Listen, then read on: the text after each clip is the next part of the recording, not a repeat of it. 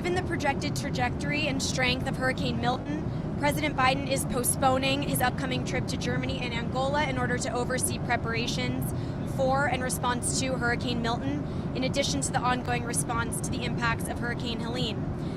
The president was briefed again this morning by his team, and as Crean said yesterday, FEMA and other federal agencies continue to actively pre-position life-saving resources in advance of the storm, including temporary power teams, swift water rescue teams, and search and rescue teams.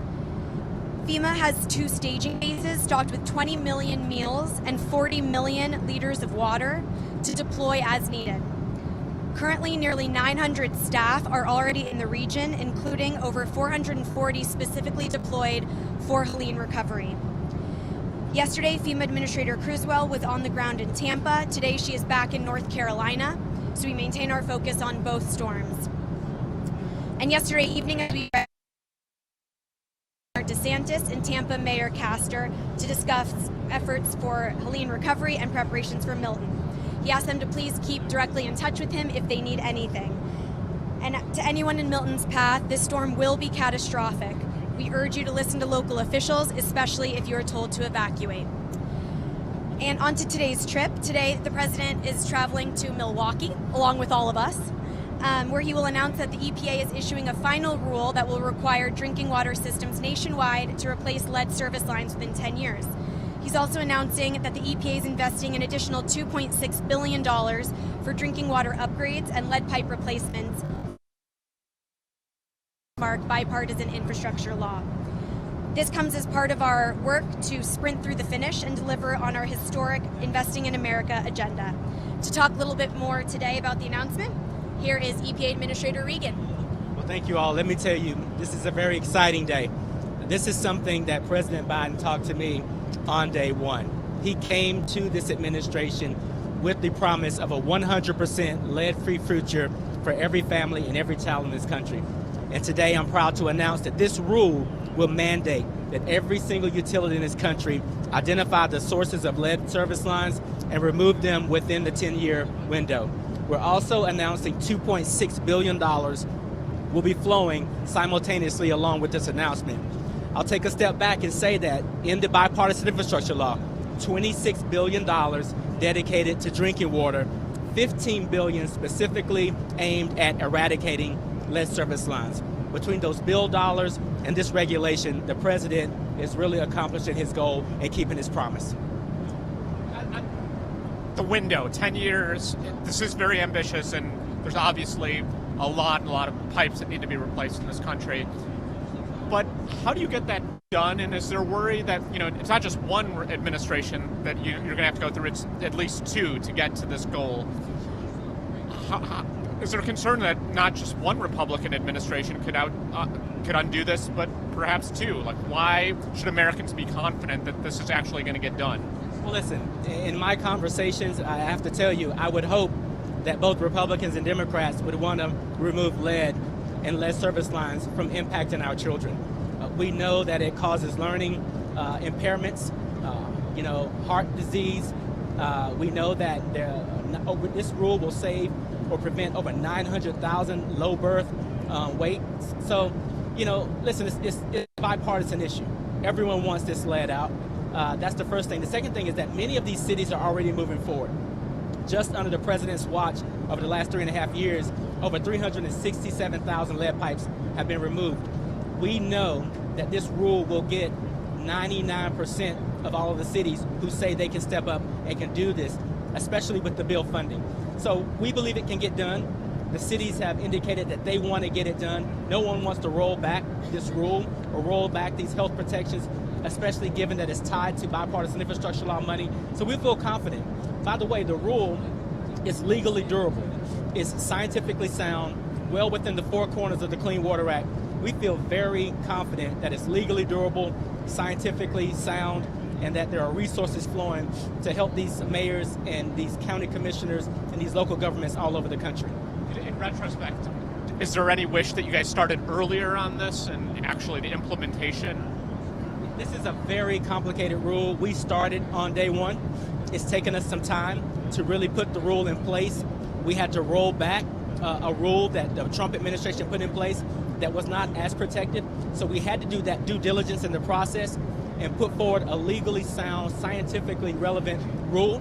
And listen, by the way, let me just say that we've also, through the bipartisan infrastructure law, given a lot of cities the resources to specifically identify where these lead service lines are.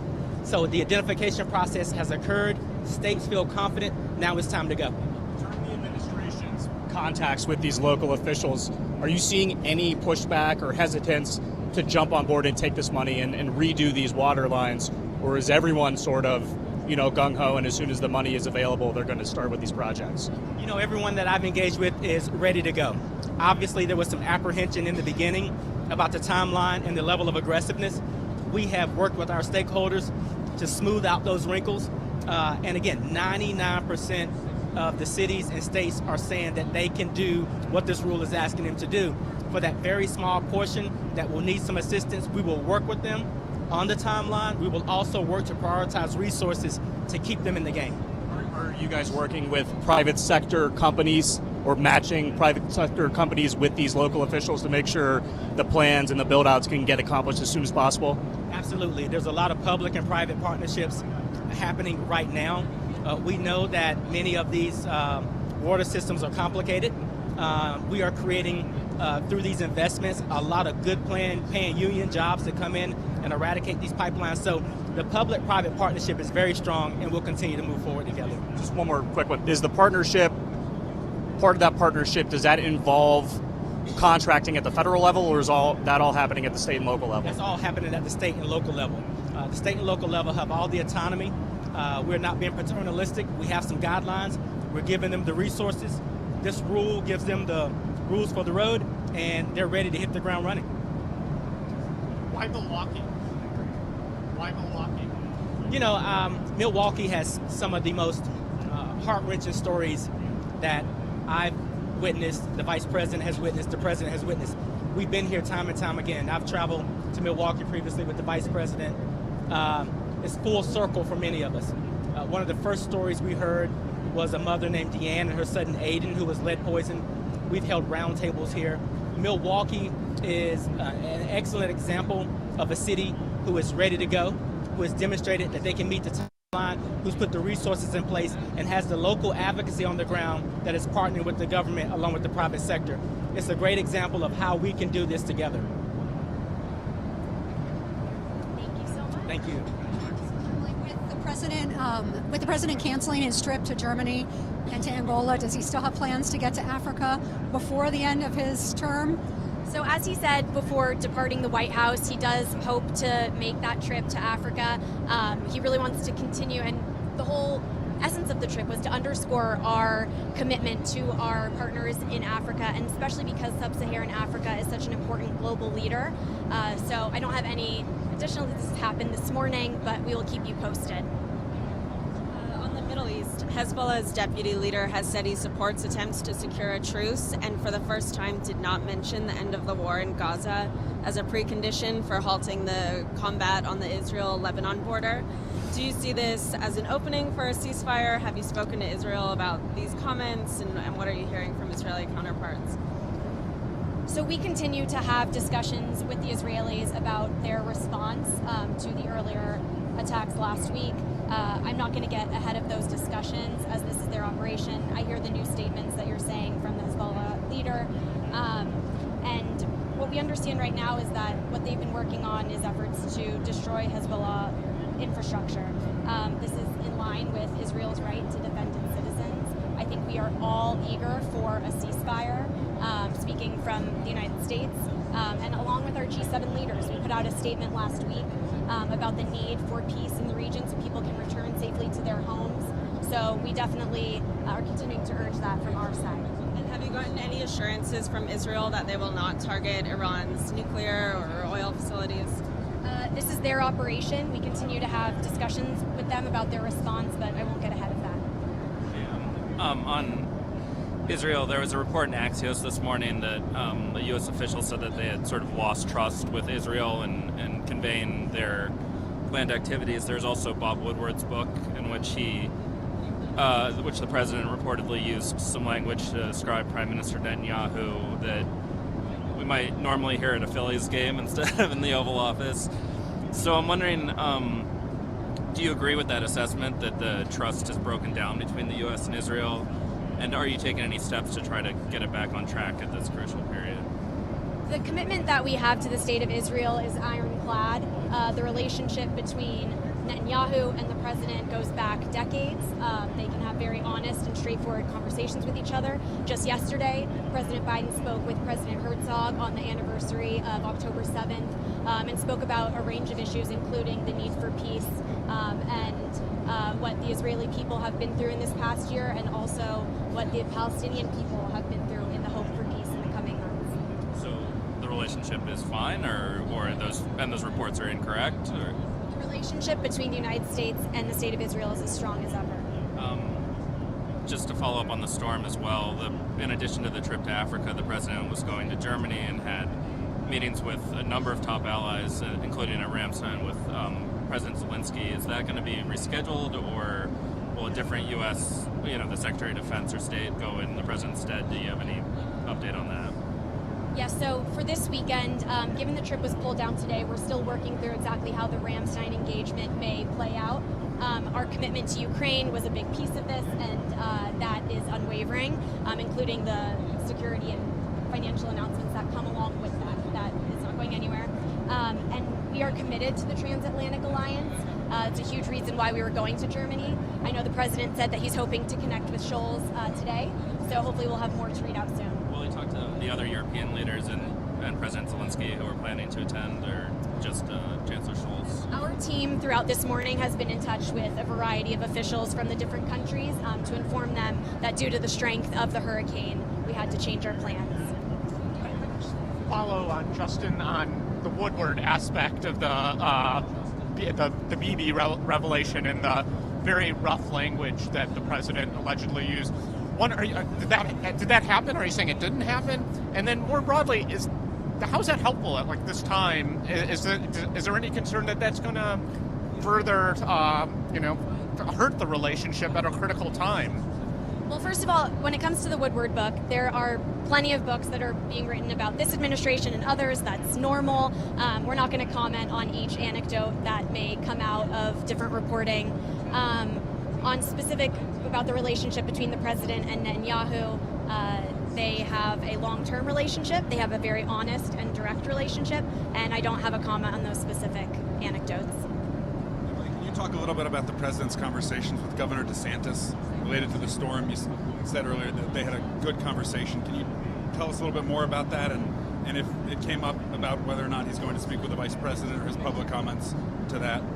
Yes, last night President Biden spoke with Governor DeSantis and he spoke with Tampa Mayor Castor ahead of landfall for Milton, and also about the ongoing recovery efforts with Helene. It was a very productive conversation. It was expressed that the state has what it needs, the city has what it needs, but that it is going to be catastrophic, and everyone needs to heed local warnings. One thing that we are hearing continuously about the storm is debris removal and the issues relating to the debris left by Helene and what the risk can be as winds pick up because of Milton. So to that point, FEMA is supporting the state of Florida to expedite the removal of debris from Hurricane Helene in the Tampa region in advance of Hurricane Milton's landfall. There's a few ways we're doing this. We are surging additional resources to get as much debris picked up as possible. Management sites are open 24 hours a day, and contracted trucks are now collecting debris around the clock. The governor of Florida has additionally activated 4,000 state active duty National Guard, many of whom are going to help with that debris removal. They didn't discuss anything about the vice president's outreach to the governor? So the president and the governor kept their conversation to the storm at hand. I know that the vice president's office has been in touch with various local officials, as our team has as well, from the city all the way up the state and back down. So we're all going to continue that important engagement. Can I ask one other one on a different topic? Elon Musk, again, was joking in a recent interview or conversation with Tucker Carlson about the assassination or hypothetical assassination of Vice President Harris. And after that, former Congressman Adam Kinzinger, among others, noted that this is a person who happens to be the largest contractor with the Defense Department, who the government just has billions of dollars in federal contracts, and Congressman Kinzinger said that should be reconsidered, that some of those contracts should be revoked because no person with ties to the Pentagon, no serviceman would be allowed to say those things. Does the administration have any response to that, or are there any reviews that may come as far as those contracts based on the things that Elon Musk is saying? I'm not going to get into any hypotheticals about government contracts, but what I can say is that we take rhetoric very seriously, want to be mindful of any comments about assassinations or attempted. These are volatile words, but I don't have comments on government contracts. Emilie, just back to the hurricane. North Carolina is weighing loosening absentee ballot restrictions for people in the western part of the state who are obviously impacted by flooding, and the mailing system is out of whack still. Does the president support states this close to the election changing their electoral rules, one, to allow those people to vote, but just looking back on all of the chaos we saw in 2020, both before and after the election? I know that people are facing a variety of obstacles in everyday life, including in voting. Regan spoke to this from the podium yesterday. We would direct you to state and local officials about their own state and local voting rules, but we know that this is an issue that folks are facing in a variety of states this close to an election. And then, total change of topics, how closely is the president following these hacks of U.S. telecom companies? The president has been made aware of these reported intrusions into U.S. telecom companies. Congress has also been briefed. I would refer you to FBI and CISA, who are looking into this. Just quick follow-up, is there any indication that Beijing is involved in this, or are these independent actors? I would refer you to FBI and CISA. The U.S. government has warned many times about the sponsored cyber actors, but I would refer you to the FBI. Dr. Biden's office today announced that she's going to be visiting 5 battleground states in the coming weeks. Why aren't we seeing the president in more states scheduling? How much of this is about that he just can't be an effective surrogate in these places for his birth state? I need to be mindful of the Hatch Act when it comes to the campaign and the election, but we are going to continue traveling to very important states around the country. Today we're traveling to Wisconsin. We'll be in Pennsylvania later. I'll let the First Lady's office speak to her travel, especially as it relates to being a surrogate. But in the next few weeks, you will see us continue to travel across the country. Will you campaign outside of Pennsylvania? You will continue seeing us travel the country as we are today to very important states. Everyone's important, but I have to be mindful of campaign talk. But we're excited to go to Wisconsin today, and we'll be in Pennsylvania later. What does the White House make of the revelation in the new Woodward book that Trump has spoken to Putin several times since leaving office? Are there national security concerns around this? So once again, when it comes to the book, I'm not going to comment on the specific anecdotes that are coming out. It's very common for books to be written about this administration and others, so I'll leave others to speak to that. Meanwhile, we have a continued commitment to President Zelensky and doing everything that we can to support Ukraine in their unprovoked aggression from Russia. But do you have concerns about Trump speaking to Putin several times since leaving office? I don't have a specific comment on that. I guess I just wanted to push a little bit on that. It is a national security concern, one president at a time, right? Why are we having multiple former president talking to foreign leaders that were in pretty tense times? President Biden has been crystal clear about his views of Putin as a dictator. He's made that clear repeatedly and whenever asked. There are the former president's engagements with Putin, both when he was president, when Trump was president, and today, to secure our relationship with Ukraine and ensure they have everything they need to continue to fight against Russia's aggression.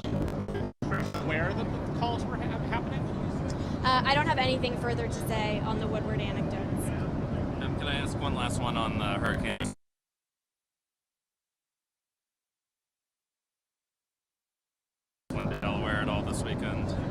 I do not have any weekend travel to preview.